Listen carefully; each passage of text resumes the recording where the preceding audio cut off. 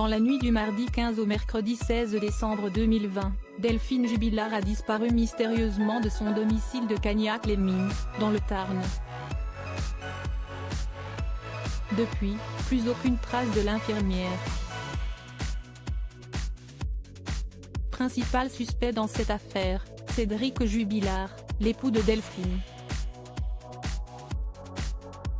Ce dernier a été mis en examen puis incarcéré à la maison d'arrêt de Cesse, en Haute-Garonne, mais a toujours nié les faits qui lui sont reprochés. Dans le même temps, des fouilles ont été menées pour tenter de retrouver le corps de Delphine Jubilard, et l'enquête se poursuit. Mais depuis le début des investigations, le comportement de Cédric Jubilard interroge les gendarmes. Et les témoignages de nombreux proches du couple ne viennent que renforcer les soupçons. Si est par exemple le cas de celui d'une amie de Delphine lors d'un entretien accordé à la Dépêche du Midi le 13 mars dernier. La jeune femme a notamment raconté le jour où elle a rendu visite à Cédric Jubilard à son domicile de Cagnac-les-Mines, 2 mois après la disparition de son épouse, le 4 février 2021.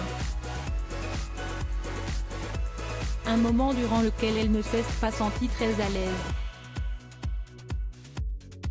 Cédric m'avait demandé de venir le voir parce qu'il avait su qu'avec le groupe des amis de Delphine nous souhaitions nous constituer partie civile.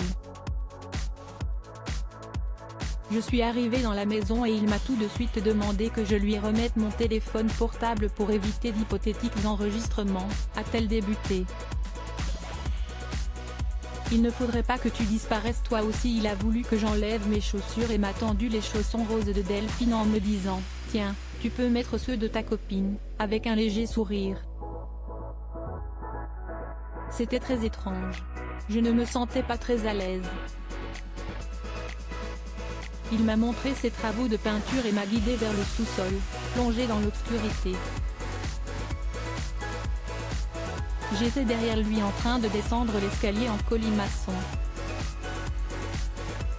Et là, il me dit, il ne faudrait pas que tu disparaisses toi aussi.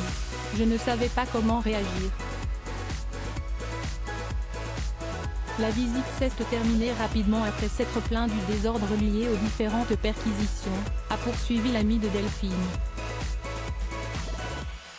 Au cours de cet entretien avec nos confrères, elle est également revenue sur une autre scène qui l'a particulièrement marquée. Une rencontre qui s'est déroulée au lac de Cagnac-les-Mines, quelques mois après sa première visite. Un pêcheur venait d'attraper un poisson et a tenté de le neutraliser avec ses mains. Cédric se trouve derrière moi et me chuchote à l'oreille cette phrase, « Si est une technique d'étranglement », a-t-elle confié. Des propos extrêmement perturbants.